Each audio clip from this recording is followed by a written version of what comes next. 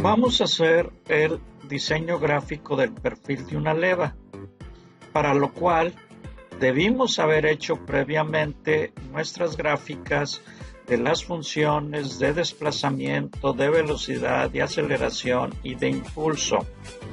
Además, vamos a recordar algunas de las características geométricas de una leva. El círculo base es el círculo más pequeño con centro en el eje de rotación y tangente a la superficie de la leva. Está sujeto a las restricciones espaciales de la aplicación. Un círculo base grande origina ángulos de presión pequeños y menos problemas en la transmisión de la fuerza.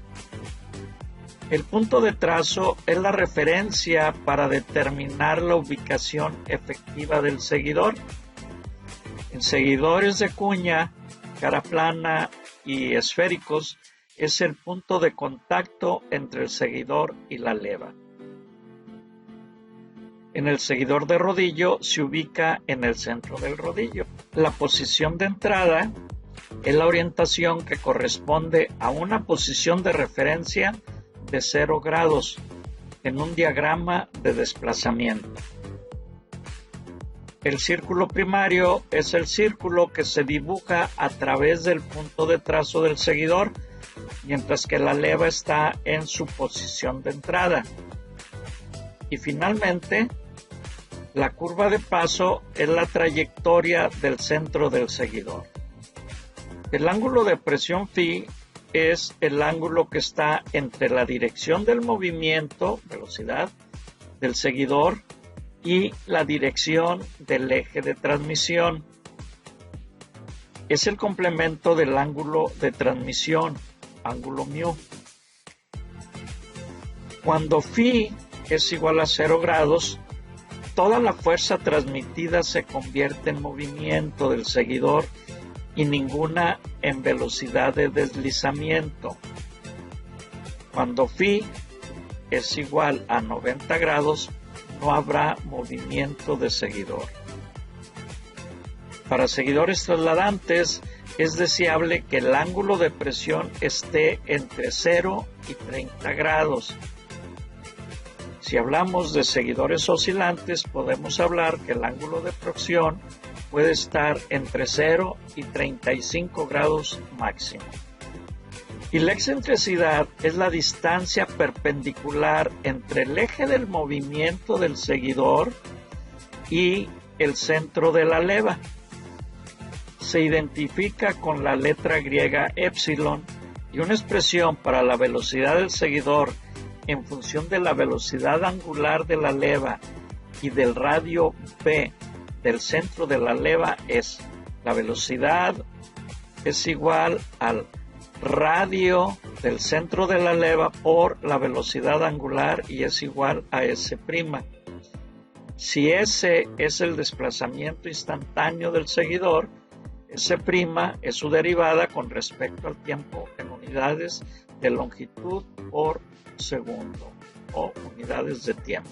Es posible expresar la distancia b en función del radio del círculo primario, Rp, y la excentricidad. Si C es igual a B menos epsilon, y eso va a ser igual a S más D por la tangente de phi, B es igual a S más D por la tangente de phi más epsilon. La velocidad es igual al desplazamiento más D por la tangente de phi más epsilon, donde decimos que D es el radio primario al cuadrado menos la excentricidad al cuadrado, y a todo eso le sacamos raíz cuadrada. Por lo tanto, el ángulo phi va a ser la tangente inversa de la velocidad menos la excentricidad entre el desplazamiento más la raíz cuadrada del radio primario al cuadrado menos la excentricidad al cuadrado. Vamos a ver ahora sí el diseño gráfico de la leva, y empezamos con el paso 1, que es trazar el círculo base de radio R. El tamaño del círculo base normalmente está en función de las restricciones de espacio de la aplicación.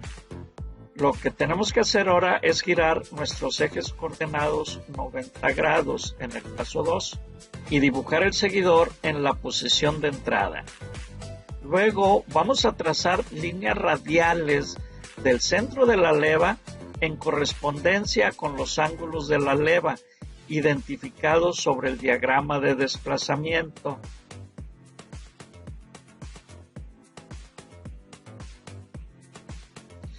Para efectos de construcción, la leva permanecerá inmóvil y el seguidor girará en dirección opuesta al giro de la leva. Y ahora vamos a transferir en el paso 4 los desplazamientos del diagrama de desplazamiento a las líneas radiales. Estos desplazamientos se miden desde el círculo base.